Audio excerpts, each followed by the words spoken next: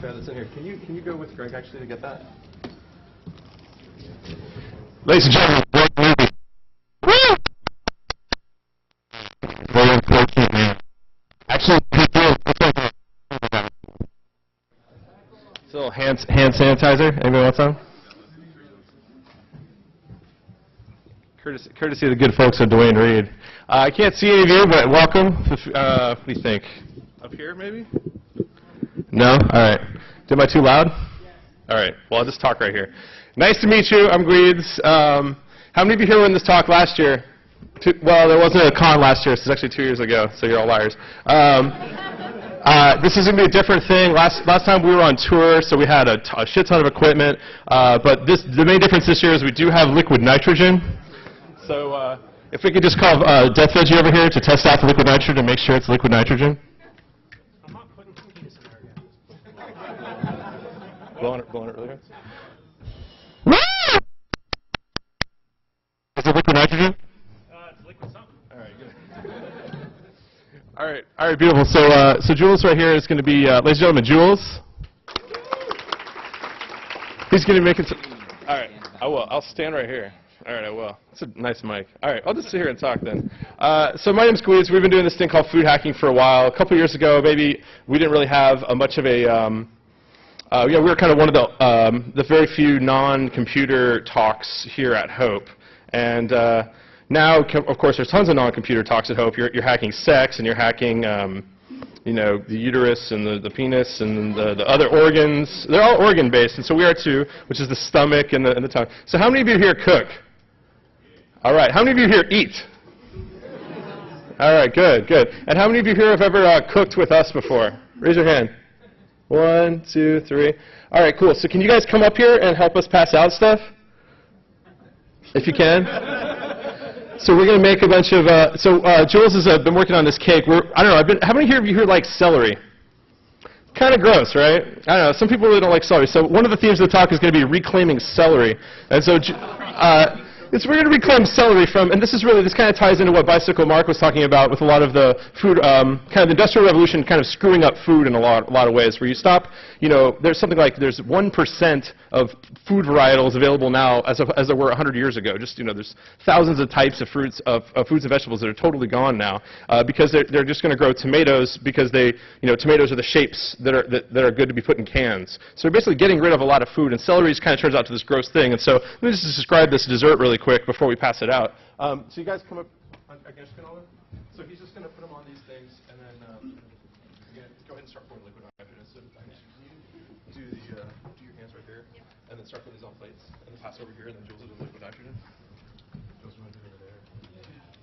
And then do you want to garnish? Who else over here? All you were lying. All right. Let's go straight. Can you start garnishing with garnish with that and thyme on each of the pieces?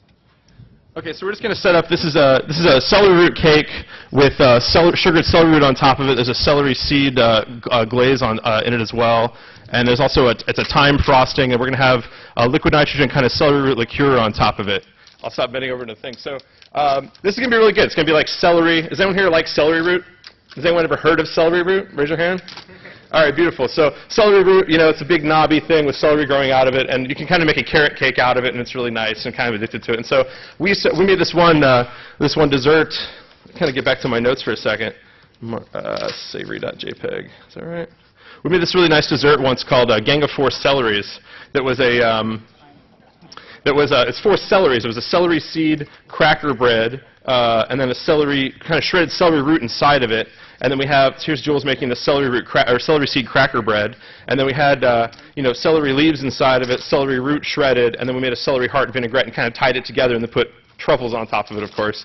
So it was like 4 different kinds of celery, just to kind of like explore. Because, I don't know, did you ever grow up having like ants on a log with like peanut butter and pimento? It's pretty nice, right? So I don't know, it's just kind of bringing back that flavor. So a little, get back to my talk notes. A little introduction about me. I'm a hacker chef. Is anyone else here a hacker chef? Way more than last time. Good job, guys. So hacking is a lot like science. Hacking is a lot like cooking, I think. So I've written computer software for a while, and when I get sick of that, I kind of go into the cooking mode, right? Because you can write computer software for a while, but it's not really accessible a lot to people who aren't computer freaks, right? You can write a piece of software for a girl or a boy or whatever you're into having sex with, and maybe they'll be impressed with it, maybe if they're the right person, but not usually, right? But if you make someone a meal, it's like a chemical assault on them, right? It's like you're releasing serotonin in their brains and stuff like that. So I kind of get sick of food and go back to computers, and get sick of computers and go back to food. So this talk's going to be kind of about those two kind of things combined. So I worked in some restaurants, went to cooking school. I worked at a restaurant called the Fat Duck in England. It's kind of a molecular gastronomy place. So I worked in the lab there. So we had, vacuum chambers and centrifuges. You puree a tomato, put it in, spin it at 4,000 RPM, and you have a puck of tomato at the bottom. That's the pigment. That's red, and then the flavor on top. Siphon that off and make a tomato sorbet, a white tomato sorbet. So it's like a lot of weird sciencey stuff. We had vacuum pumps hooked up to ovens, right? So you can be cooking something, but then draw all the air out of it so that your meringues go up extra high, right? Because there's a vacuum inside. Let me just check on this for a second. How's this going? See look, Mark. Everything good. Now, you ready to move the yeah. Okay, cool. So we're going to move this out of the way. And then go ahead and start on it, Jules. I'm going to pour it in. So right now we're going to start with the liquid nitrogen stuff. So Jules is going to pour some liquid nitrogen into this bowl. And then we have this egg white celery liqueur foam that's in this. Who knows what this is? Anyone recognize this? There you go. Sure, you can surprised you can even have brain cells to remember to raise your hand. So I'm sure many of us have lost many brain cells to nitrous oxide, but it actually has a culinary use, which is that it's really quickly aerating something and chilling it as well. So we fill that nitrous siphon up with egg whites and a celery root liqueur, and we're going to kind of foam it up onto a spoon, and it's going to be this nice puffy thing of egg whites, which you don't really want to eat because it's raw, right? But then we're going to cook the egg whites in liquid nitrogen, because liquid nitrogen is negative 191 degrees, and so we're going to, there we go, liquid nitrogen right there. It denatures the protein of the egg whites, right? It actually coagulates the egg white protein, so it cooks it by super freezing it, right? So it's going to be really nice. We're going to have these little puffs on top of these things. And as soon as those are ready, as soon as so everyone out over there, just like take two at a time and just start passing them out to everyone you can. So we've got 100 plates. So I don't know how many people in this room. Try and get one. Try and fight your way to the front if you want. It should be really, really good. So Jules, is it all good? Yeah. All right, cool. Okay, so talk a little bit more about, I live at the Unicorn Precinct 13, Jules, Veggie. Who here's lived at the Unicorn Precinct 13? Anybody else? It's kind of a hacker. It's kind of a hacker bed and breakfast. It's in San Francisco, California. It's let me see if I can minimize this to look through it. Here's some pictures of it. This is the red room. We have a bunch of people who have kind of stayed there and write software and cook. This is our kitchen. Pretty proud of it. It's in San Francisco. This is our cookbook shelf. We have 180, 190 cookbooks. This is some of the equipment we have in the kitchen. This is a beautiful mural. And so Unicorn Precinct 13 is kind of, there's our zine rack. There's Zaz and Joe Grand at a supper club repairing our vacuum press.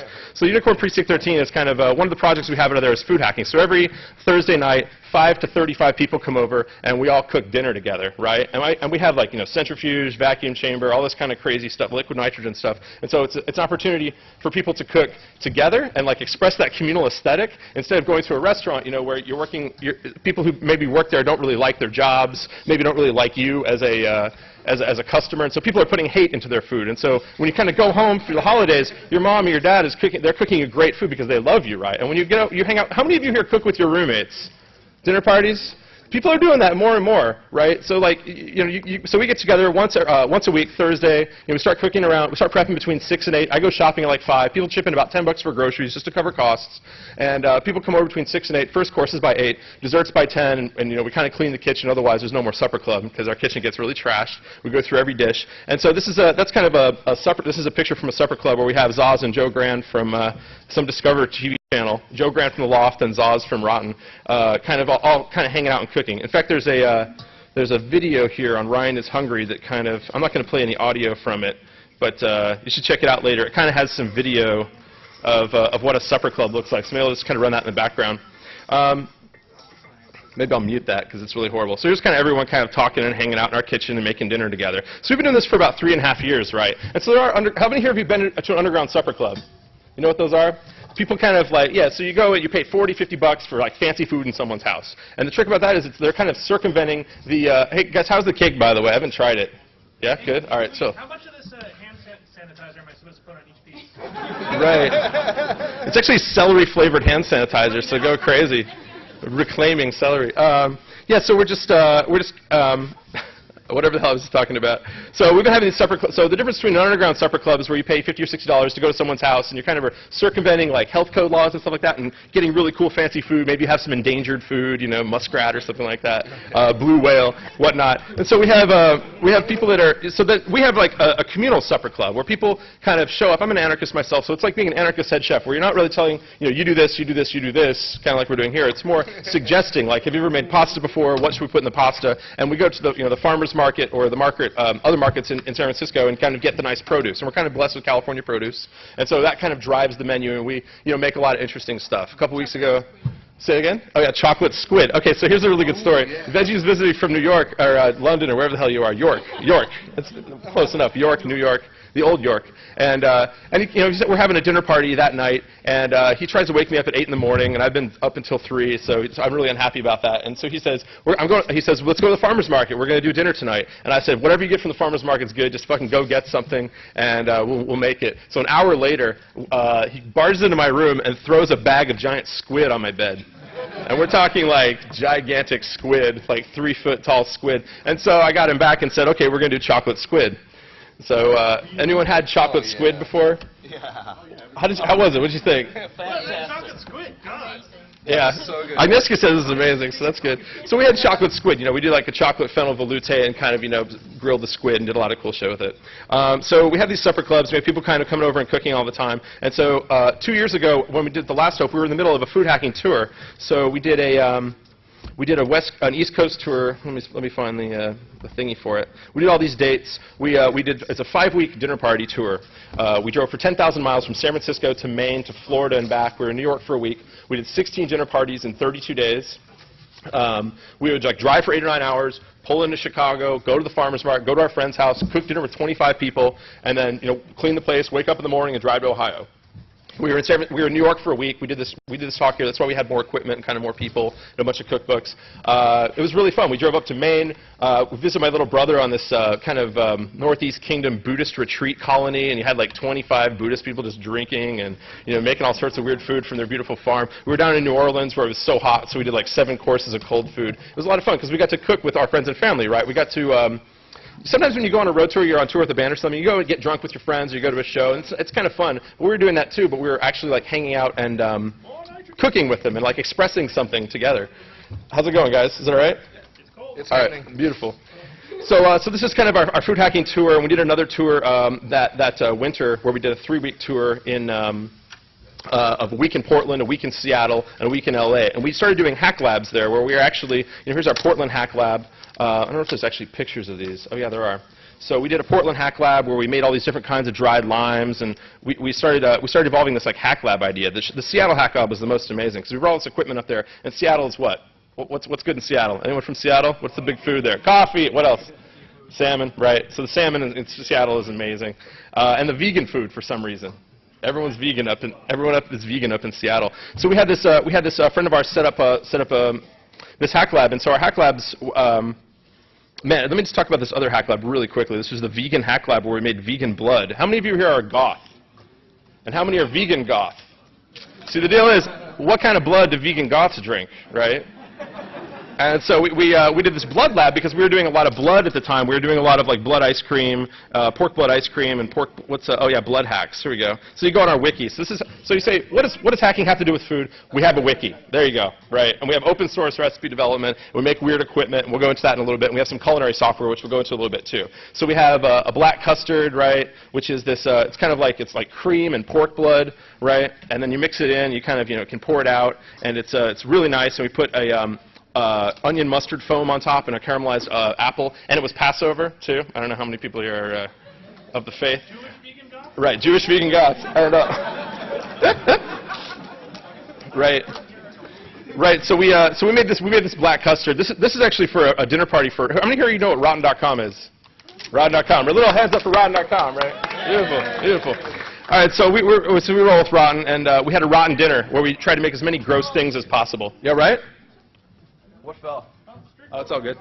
Strix just froze himself. Okay, so we had a rotten dinner, which is one of our dinner. A friend of mine was over from England, and we made a lot of gross food. We had durian. This is black oil cod. We made a black olive oil, right? Which is, we took a bunch of Picholine olives, cut them in half, did them in 5 changes of water. We just blanched them with like boiling water to kind of get the briny flavor out, and then we put them in a dehydrator so that all the water would go away. So you have just like kind of pure fat and solids, and then blitz that with olive oil. So you have like not an emulsified black olive oil, but like a real black olive oil. And so we kind of we poached this black cod in that by filling up a little sous vide like vacuum bag with this cod and this oil, and kind of just really slowly cooked it. And so we had some other gross stuff at Rotten. This is deconstruct. This is a durian. Anyone here know what durian fruit is? It smells like poo. It's gross, right? Or I would have also accepted corpse. It also smells like corpse, but it goes really well with pecan pie, right? For some reason.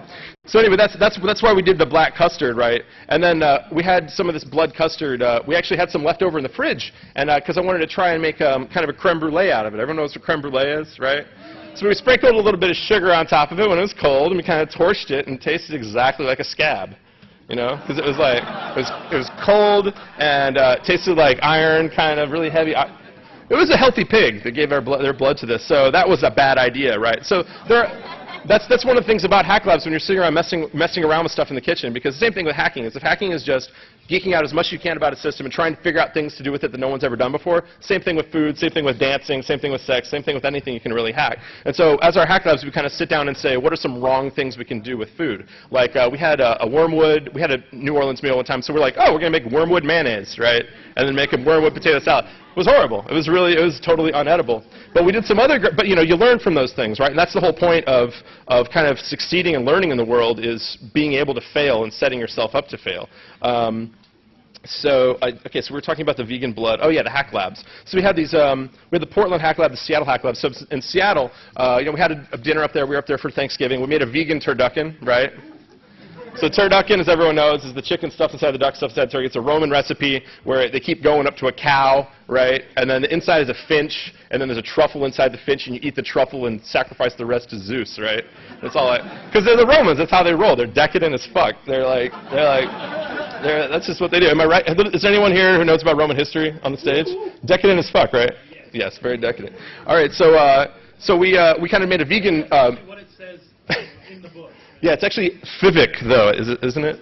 Is this the V, the Roman V? So we made a vegan turducken. It was called the burdocken because, you want it's like burdock inside salsify inside leek. It was just a big log with like different layers of vegetables. It's kind of cute. How many vegans are in the room, by the way? Vegans, you can raise your hands. The thing I hate about vegan food, but that I love is the trying to make the fake meat thing, because vegetables are just so good, right? You just want to jump in and make the vegetables awesomely. And the way you do that, of course, is by roasting the hell out of them. You burn the hell out of them. There's a difference between like steamed Brussels sprouts and roasted Brussels sprouts, or steamed corn and roasted corn. When you roast these things, you're making these Maillard flavors, which is an amino acid and reducing sugar, kind of exploding into these beautiful roasty tasting things. And that's why, of course, you add wine to make a sauce when you're doing a steak or something, or for vegans, you're doing it, tofu or whatever. You're trying to get the brown flavor off. And I really am not trying to talk shit about vegans. I love cooking vegan food. But you're trying to get that brown stuff that's off the bottom of the pan back into the thing, right? So it's like kind of why you deglaze or whatever. So we had these vegan hack labs up in Seattle. We did the Seattle hack lab where it was all about coffee and salmon. So we had a vacuum chamber here. Okay, we had a couple people who came and brought some really interesting hardware. There's a ball roaster. Does anyone have their balls roasted? Knows what a ball roaster is? So a ball roaster right there is, it's kind of, in the fields of, Venezuela or Brazil or whatever. You kind of throw, you kind of harvest the coffee beans. You kind of throw a couple in the roaster. It's over some propane, and you kind of cup your coffee right there. So we had a friend at this hack lab that was a roaster for Zoka, and so he brought he made a bicycle-powered espresso machine. Right, and so what's the hard part of an espresso machine? Because he made, for Burning Man. Burning Man freaks, they want their espresso in the middle of the desert. That's what they want at Burning Man. Burning Man, big festival in the middle of the desert. It's a bicycle-powered espresso machine that builds up the pressure that you need, right, to make that steam. And so part of that was a bicycle-powered ball roaster. And so we brought our vacuum chamber, and we brought some essential oils, right? And so we had 3 kinds of coffee beans. We had like Sumatran, Colombian, and Ethiopian beans, and we kind of did little tests with these coffees. We kind of like laid them out and cupped them, and we put the green beans in a vacuum chamber while they're still green and they still have some water in them with essential oils. So we had like bergamot essential oil and camphor essential oil, which kind of smells like mothballs, right? And then we roasted these beans after so we were kind of doing tests on which of these beans tasted good with different, oh man, how's that going? Yeah. Yeah. Yeah, filled up the rest of it. The nitrous is right here. That's a bad sound. How many of you have had the cake so far? What do you think? Beautiful. Jules, amazing cake. Here's some more nitrous. Don't let veggie near it. So we basically took these green coffee beans, vacuum tumbled them with essential oils, and then roasted them to see how that affected the flavor. And then we kind of cupped them all and tried it. And like the Colombian beans already had like camphor notes, and so it was interesting because you drink the coffee, but your mouth would kind of cool down because you have this like camphor flavor in it. And the Ethiopian beans already had some citrus notes, so the bergamot really tasted good with that. We also had a roaster. We had a garbage can smoker rather, and so we used each of the beans as the smoking material for salmon. So we had like Ethiopian coffee smoked salmon and Colombian coffee smoked salmon. So we got to try all those too, and we kind of took notes, which are all on this wiki page, right? We also did this like really interesting kind of a sugar hack. So there's a thing called the Cuban shot in Seattle. Everyone goes crazy with coffee, where they sprinkle a little bit of sugar on top of the espresso grounds and pull it through it and it makes it a little sweeter. So we did a little research, a little reading at Powell's books in Portland about what sugars are in coffee, right? And it's mostly glucose and fructose are the main ones, right? And so of course when you put table sugar onto it, that's sucrose. It's some glucose, but it's sucrose, right? And so we tried with a bunch of different sugars. So here's, you can kind of see what sugars we used. We caramelized a couple of them, and we tried, and we did like, I'd never had coffee before at this point in my life, by the way, so we literally had like 19 coffees, and I was up for about 9 days, and on the 20th day I finally went to the bathroom. It was, I don't know why that does that. So we tried a bunch of different sugars, and we found out that like it was half fructose, half caramelized glucose, really tasted nice and sweet, but like coffee sweet, right? It wasn't actually just like sugar being added to this thing. So that's just a little idea of some of the hack labs, and I recommend you just do it. You just go to the store and you get some stuff you want to mess with, and you say, you go get a bunch of Brazilian fruits are all the rage now, like acai and cashew. You just go get them all and have little tasting tests and try and do stuff with them. And I invite you to look at our wiki about some of the other hack labs. Okay, so this is kind of talking a little bit about, and again, you're documenting something, right? You're documenting and sharing it, which is, restaurants don't do that, right? They're very secret about their recipes, and you can go to work at the restaurant and maybe you learn this stuff, but that's the main difference between kind of food hacking. When I was working at the Fat Duck, you go in, it's this $200 a plate restaurant, you go in, there's a guy with a ruby on his forehead, right? And it's like, how do poor people get that food, right? And how do those recipes get out there for other people to use? And so that's kind of what we're about as far as like open source recipe development. And then we've also made a bunch of zines. We have, how many here make zines? Raise your hand. Zines? Anyone? I know what a zine is? You guys know what a zine is, right? All right, good. So we, we kind of have a zine stapler, and we staple each dinner. We kind of like write the menu in it. If there's none left, just pass it out with the rest of the cake, I guess, if it's screwing up. What's the glaze on top of the cake, Jules? Oh, it's just regular butter and powdered sugar icing with thyme. Right. Yeah. It's butter, icing, sugar, and thyme syrup that he made yesterday in Brooklyn. This is a Brooklyn-made dessert. I think you guys should know that. So we make zines for the dinner parties where we kind of write the menu in there and kind of pass it around to everyone at the dinner party and say, write your favorite dish in. Then we can kind of go back and kind of see what our favorite meals were.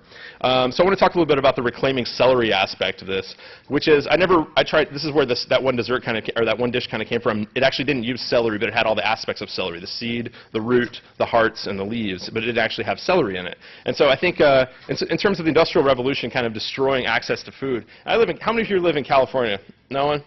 A couple people. So the thing about California is it produces so much of the country's produce, right? And so how much fuel is being used to drive California produce to the rest of the country? A lot, right?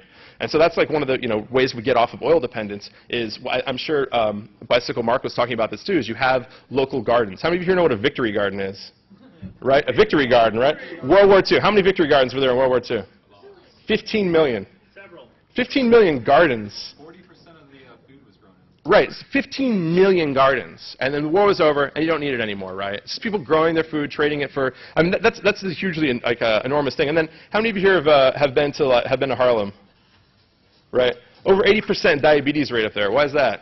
Because when you go to the store, you're going to the corner store to get Snapple and chips. It's like access to organic food, access to healthy food, right? So I just really want to reiterate. I'm sure the last talk was about that a lot. Is the idea of food justice, the idea that social justice is directly related to people's access to health and people's access to like good food. And I really recommend you guys checking out ryanishungry.com for some videos of like people in West Oakland kind of retaking plots of land and growing stuff there and growing things on top of elementary schools. All right, cool. So now we're going to talk a little bit about the equipment that we've been working on. None of this equipment is actually kind of working past the prototype model yet, but you know, it's really fun to make kitchen equipment. And really, how many people here are hardware hackers? Yeah, right. Oh, what just happened there? Did you see? Well, so we got some friends and we do some hardware hacking, right? So I was just in Japan for a while. I have some interesting pictures from Japan. Maybe I'll show them to you. This is this is from one of our supper clubs. A bunch of kids are over there. This is us. This is actually corn cobs and corn husks being fried, and then we add water to it and make a stock out of it because you're paying for those corn cobs and corn husks. Why shouldn't you get the flavor out of them? This is Japan, right? This is bonito. How many of you here know what bonito is? Right? It's the flakes that you use for miso soup. So this is seared bonito tataki, and this kid right here is 17 years old. He's grilling. He has bonito on a pitchfork with one hand over fire, and he's throwing straw on it with the other. And it's the best thing I ever had, and he's been making it that way for 3,000 years, or someone like him, right? And so, of course, just some good pictures. God Burger, of course, your favorite. You got to have some English in there. New Year's Eve, all these virgins at this shrine were serving us sake, so I don't know what that's all about. And some fried rice stuff. This is beautiful. This is like 7 in the morning, snowing, beautiful bowl of soup that all these like little old ladies are out here eating it, in the snow, trying to like sell their stuff. I don't remember why I was talking about Japan for a second. Oh yeah. So I went to Japan and I did some dinner parties there, and my chef friend is like, "What are you using a whisk for to make a mayonnaise? You should use chopsticks." Has anyone here done chopsticks to make mayonnaise or anything like that? Has anyone here made mayonnaise? Has anyone here made mayonnaise? Okay. With their bodies? Putting a man in mayonnaise. Ooh, ooh. Please, it's personaise. Oh, okay. Yeah. So I started whisking to make a mayonnaise, and when you're making a mayonnaise, it's an egg yolk and a cup of oil or something like that, and you're kind of making an emulsification, this big web of protein and fat and air, and you're kind of making it. It's nice and mayonnaise-y. A little bit easier to do it with chopsticks, actually, right? And actually fixes it because you break it sometimes when you're doing it with a whisk. And metal's not touching your food; it's bamboo touching your food, which is a little nicer because it's not giving off ions, right? It's just leaving splinters in it. So so I got back, and I live in San Francisco. And what's the great thing about San Francisco? Vibrator stores on every corner. So good vibrations, does everyone know what good vibrations is?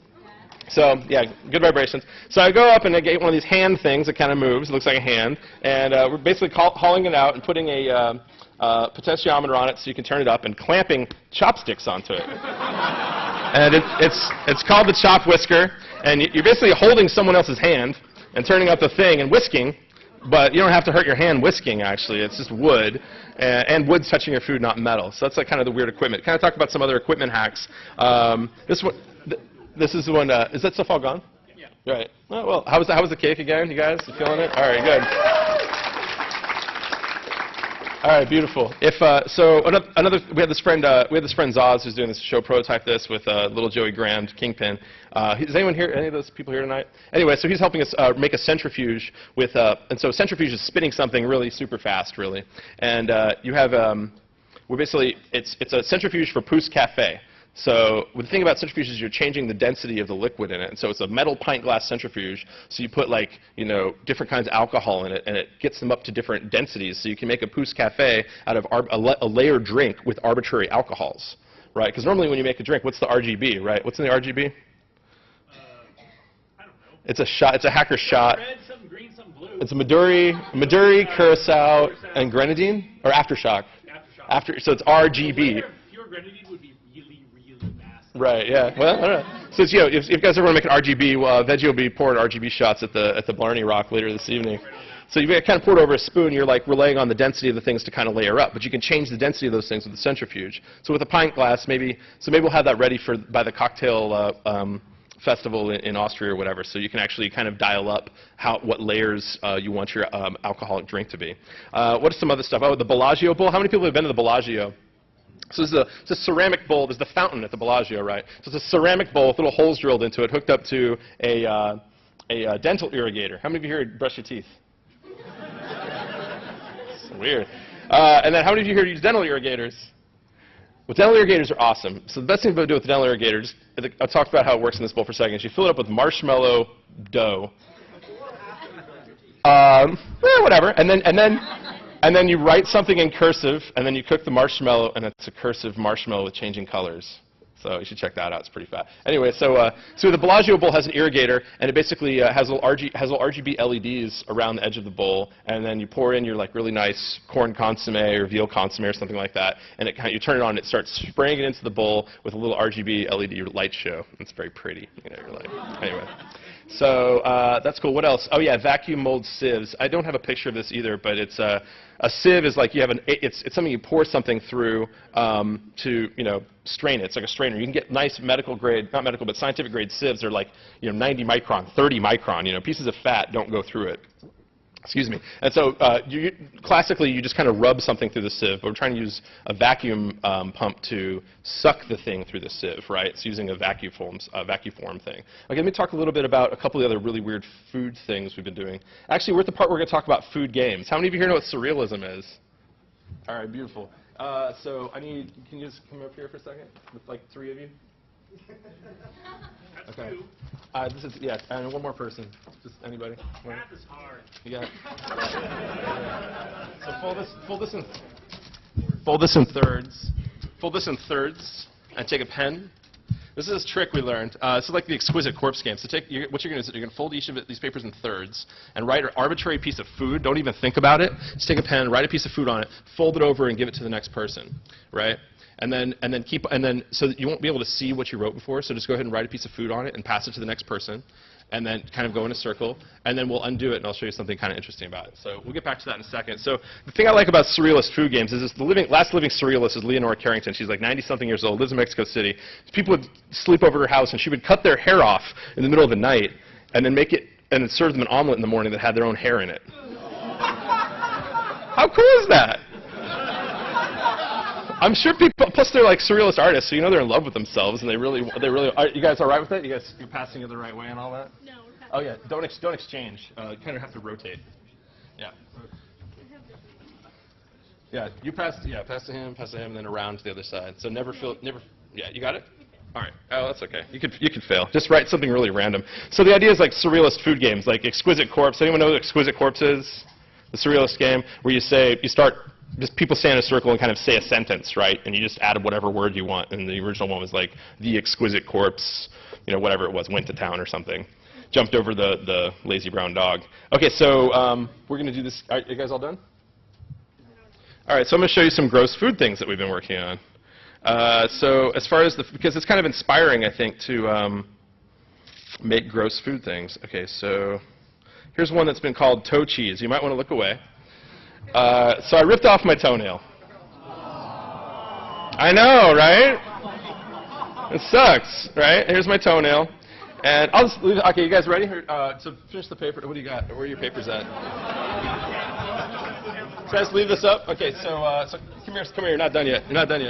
Okay, read yours out loud. What do you got? Read this one. Read in here. Corn, shrimp, walnut. Okay, so what's that? Corn, shrimp, walnut. It's like a shrimp salad with corn and walnuts in it, right? It works. What about you? Omelette, popcorn, celery. Omelet, popcorn, celery, omelet. How delicious does that sound? What do you got? Dumpling, potato, jello. Nice. Beautiful. Beautiful. And so these things all sound delicious, right? I mean, see, you make, jello on the inside, a dumpling around, potato dumpling with a little jello center, right? It'd be kind of weird, but it'd be pretty good. And so the thing that we learn here is that you're kind of jumping outside your comfort zone. You're thinking of a random pairing because, and it's also, the whole point of Exquisite Corpse is it's expressing the collective aesthetic, right? Where all the people who are standing in a group kind of saying words, it's the words that would come to them because they're, in an art group or whatever. So it's the same thing with people in a kitchen. You kind of say, here's a random thing, here's a random thing. And the thing I've learned from doing this game and kind of making dinner parties based on this game is that everything goes with everything. That's the trick, man. As long as there's something that connects it to something else, right? So there's a dish at the Fat Duck that was mango and pine, right? And the trick is that it's got a terpene in it called pinene. That's characteristic flavor of pine needles, right? But it's also in some mangoes. And so when you eat it, there's this thing that ties it together, ties the mango together with the pine. You have this like synergy in your mouth. Okay, so back to the toe cheese. So basically, ripped off my toenail, salted it down, dremeled off a layer of it, so it's very thin, and then using that to flavor a milk, and then kind of growing the cheese off of the toenail. And it's in progress right now. And we kind of imagine this as a to-service thing, right? You go up and say, would Madame or Monsieur like some toe cheese? You know, come back in a month, and you just rip off the toenail for service, and you dremel it down. But don't you really like the taste of your own toes, right? Someone else's toe cheese, maybe not that great. All right, so that's one of the experiments. We have also, oh, this is kind of gross, chocolate ankimo. How many of you know what ankimo is? Right? It's like the foie gras fish. It's monkfish liver, right? And it's pretty nice, and so we have a bunch of monkfish liver, and I thought, well, you know, how nice would that be if we ended up soaking it with chocolate? So we got this little macadamia oil and the Godiva chocolate liqueur. So this is the monkfish liver right there, and we kind of marinated it with that, and then ended up steaming it like normal, like in a, you know, you kind of poke holes in it, wrap it in foil, and it's, you know, chocolate-flavored liver. It's a kind of a similar thing of like when you do chocolate and foie gras. There's a lot of fattiness, so the fat is kind of tying it together in the mouthfeel. So, by the way, it was gross. But you know, you got to learn those things. Oh, this is interesting. This is kind of messing with isopropyl hash. How many of you here experiment with making drugs? Any of you here? We have a huge section on our website about there's this way you can make hash by you add isopropyl alcohol to like weed leaves, and you kind of like let it sit for a couple days, and then boil it off on an electric on an electric stove, you know, with a lot of ventilation. You have like you're kind of making hash. And so we were doing that with wormwood, mugwort, and tonka bean. And so we kind of would cover the wormwood or the mugwort. Here they are, kind of covered, and then you kind of strain it, and you have this kind of really dark green murky liquid. And then you kind of cook it down on an electric stove, and it starts kind of like precipitating out of the solution, and what's precipitating out is thujone, right? And then here we have this block of thujone. It's like a little tarry block of hash, and so you kind of smoke that and get a little woo. So you know, the idea is, you know, you're kind of doing things with food that, you know, you haven't intended. So it's, you know, kind of using isopropyl to thujone's an interesting drug, actually. It's the same thing that's in sage. It's a molecule that's in sage too. It's supposed to be the active ingredient in absinthe, but who knows? And it you know, you have.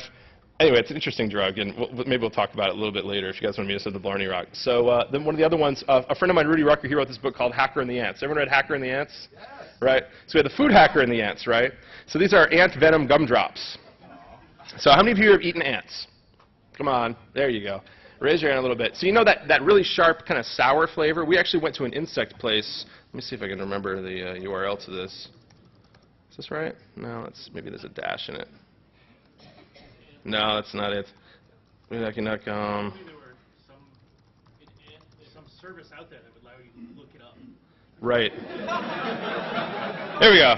So we went to this insect place in Santa Monica Airport, of all places, called Typhoon.biz, and there I'm eating a cockroach. And it's, you know, it tastes like shit, of course, but it also tastes like bananas, right? So like, you kind of think about the hack of that. You stuff it with bananas, maybe. You deep fry it, and then you put a little powdered sugar on it, and it's like a roach banana funnel cake. You know, it's like a little, you know, you kind of bringing someone back to that kind of an idea. So we ate some ants there, and ants are really nice. They kind of taste like sweet tarts. They have venom in it, which is this formic acid, and then ethyl formate is this when you add ethanol to that, and it's the characteristic flavor of raspberries and taste of rum. So we made these gumdrops out of 151, and then these raspberries are kind of soaked in Chambord, which is a black raspberry liqueur. And we made these gumdrops out of 151, and then we kind of blazed the top of it and with a torch and dropped ants on top of it. And so when you eat this, you actually eat, this is an homage to Rudy Rucker, who did Hacker and the Ants. So when you eat it, you're tasting ant venom, right? But you're also tasting alcohol, and you're tasting raspberries, and you're tasting rum. So anyway, this is kind of some of the weird kind of food gamey stuff. So we have a little bit of time left. Any questions so far, by the way? All right, good. What's our next thing? Oh yeah, so we're going to talk about software a little bit.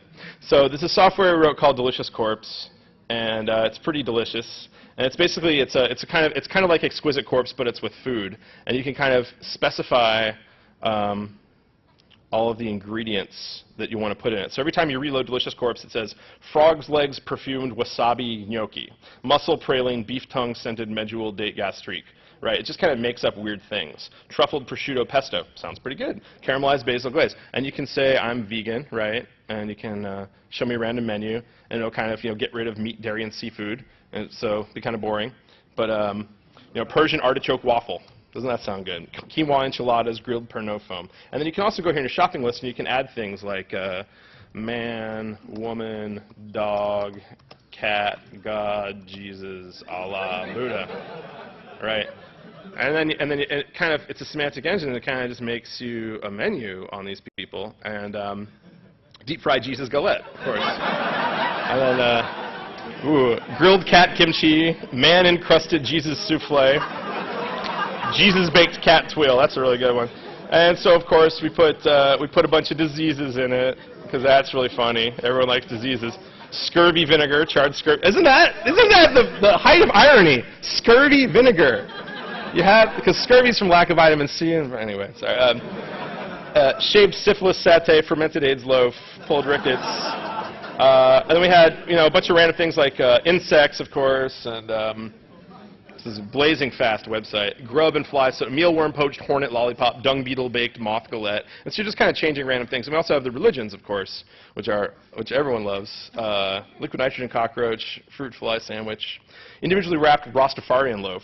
That's pretty good. And Episcopalian smoked cult foam, Calvinist encrusted Methodist and Roman Catholic veloute. Lutheran cheesecake. Isn't that a Dead Milkman album? Some Methodist coloring book. And then we also have kind of San Francisco neighborhoods is really cute too. If anyone, anyway, San Francisco is the center of the world. People who live there. So this is kind of a weird little game. And so we're kind of working on another version of this, but kind of look at Polish North Beach roasty salt. Anyway, so kind of looking at it's kind of a Google bomb in a lot of ways too. So you can kind of like add your favorite one or whatever. So if you look at we did a little research on the logs, and we said, well, there's three main groups of people that are getting here from Google traffic, right? There's like people who are typing in lists of ingredients, like chicken liver, salmon fillet, duck breast, clams. Give me a recipe, right? Or Italian lamb shank mint. They're kind of typing in things that they either have in their kitchen or that they want in a dish, looking for a recipe. The second biggest list is type names of products. People are typing in Moroccan cheese or dehydrated avocado or raw Marcona almond or Hamoub cacao. This is kind of weird. My cat's name is Hamoub. And then the largest group is people who are typing in weird shit, right? Broccoli cheesecake, mushroom vinegar, what else we got? Charred arugula, no, that's not so, hibiscus ravioli, monkfish pie, deep fried pine nut, maybe that's not so weird, potato cannoli. So we have a bunch of strawberry ceviche, watermelon caviar, tuna cheesecake, Vegemite curry. That's kind of, yeah, that's good, right? Actually, speaking of Vegemite, we'll jump in. This recipe.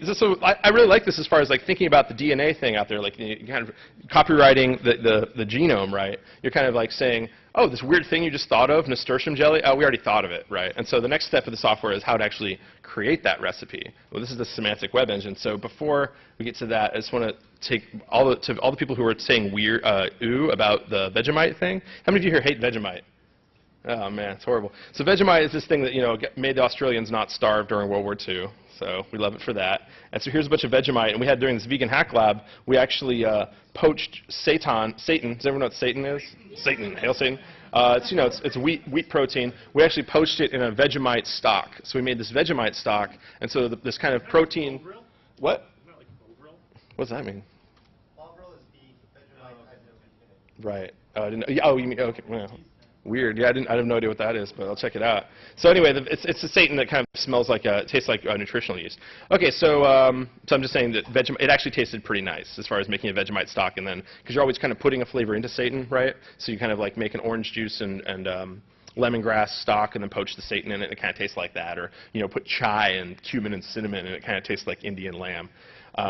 All right, so now we're going to talk a little bit about the new version of Delicious Corpse, which is this kind of this semantic web backend, which came from the current version of Delicious Corpse, and thinking, well, we actually want to create recipes for each of these things, right? I want to be able to say, all those recipes that are out there, if you can think of it, well, you're just feeding it into our interface so we can actually disassemble it and create it. So I started making kind of a visual interface of like how to mouse over different kinds of things. We also kind of were thinking about visualization of recipes and how it's really a pain in the ass to read recipes on the internet. There's a couple 100,000 recipes on the internet, and they all kind of are a pain in the ass to read. So there's this thing called Delicious Corpse.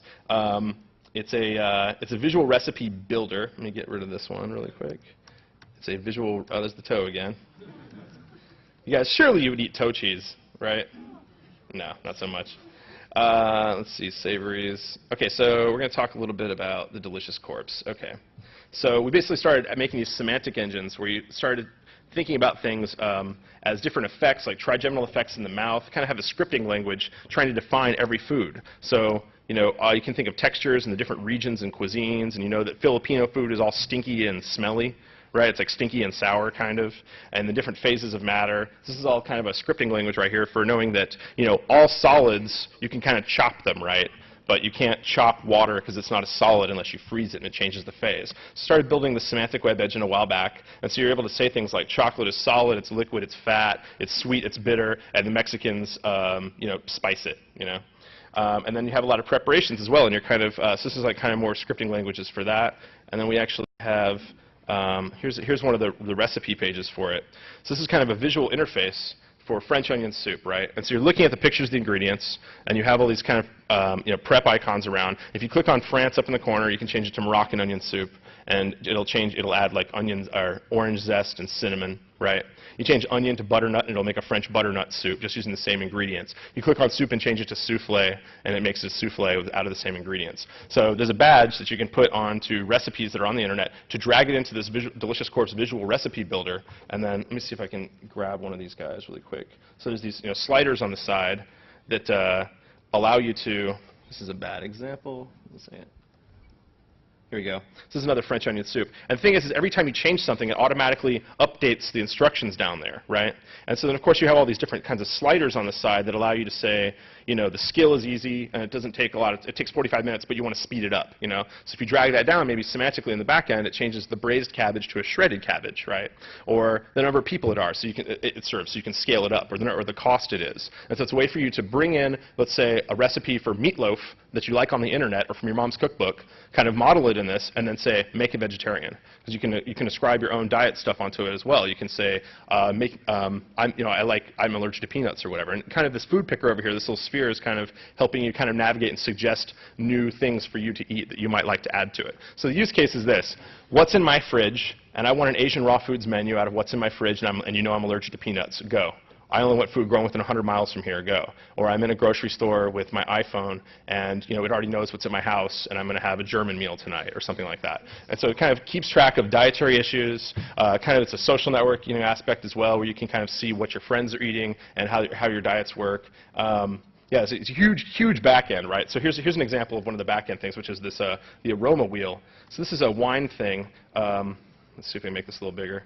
So this is the aroma wheel for wine pairing, right? So you drink wine, you say it's fruity. What kind of fruity? Tropical fruity, tastes like pineapple, right? All right, thanks. And so this is, so I wrote this kind of interface to it that allows you to kind of create this, you can just run aroma.pl and just say, I want, let's say, vanilla, right? And it'll kind of tell you its siblings for the aroma wheel are cedar and oak, and it's in the woody family, and it's resinous. So it kind of points to the other cousins if you give it a control flag that says that, so it's a way to kind of create an aroma wheel that's personalized based on one person. So I'm interested in talking about it a little more. I don't have a lot of time left. If you enjoyed this talk, I really encourage you to buy us drinks at the Blarney Rock later. So thanks a lot for that. I'm just going to open up the questions right now because I think that's really fun. Yeah, toe cheese questions. Any questions? There are microphones. There are microphones. There are microphones.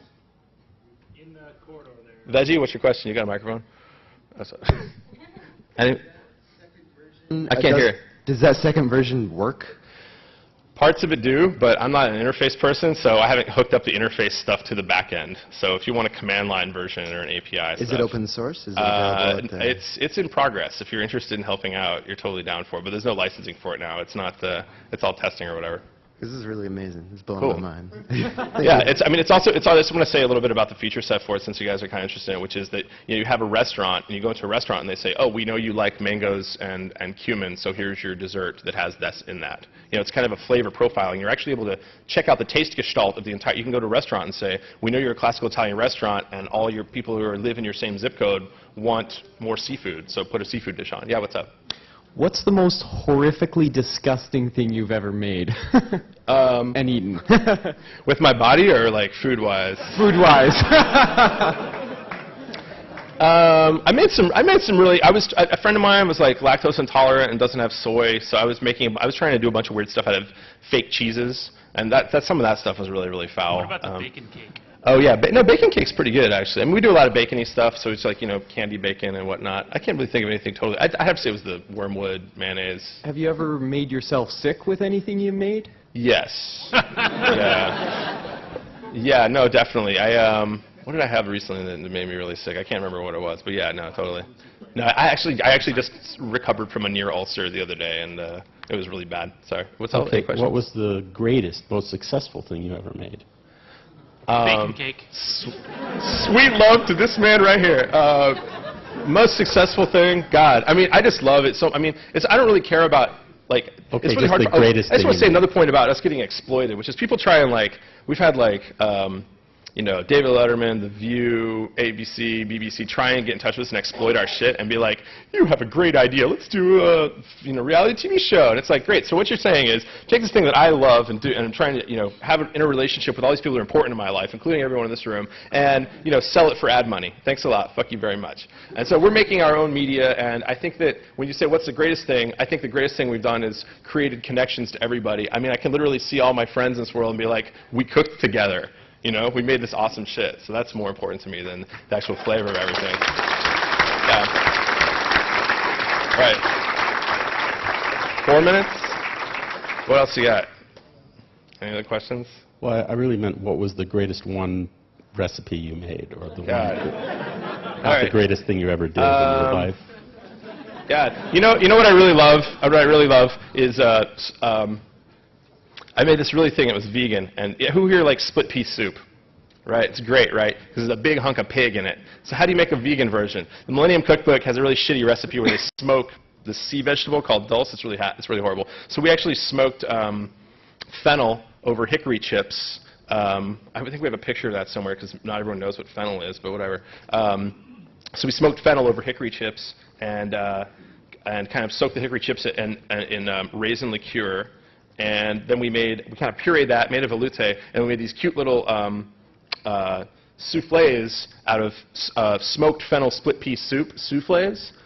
So the main thing is we kind of riffing on this. We made a split pea soup that had peas and smoked fennel velouté, and it was you taste them side by side to the pig split pea soup, the one that has meat in it, and no one liked the meat one compared with the smoked fennel. And then we ended up taking that and putting it into a soufflé, so you had a smoked fennel soufflé with a sweet pea on glaze on top of it, which is like a vanilla sweet pea sauce. It's kind of a take, and we put fennel pollen on it. I was really proud of that.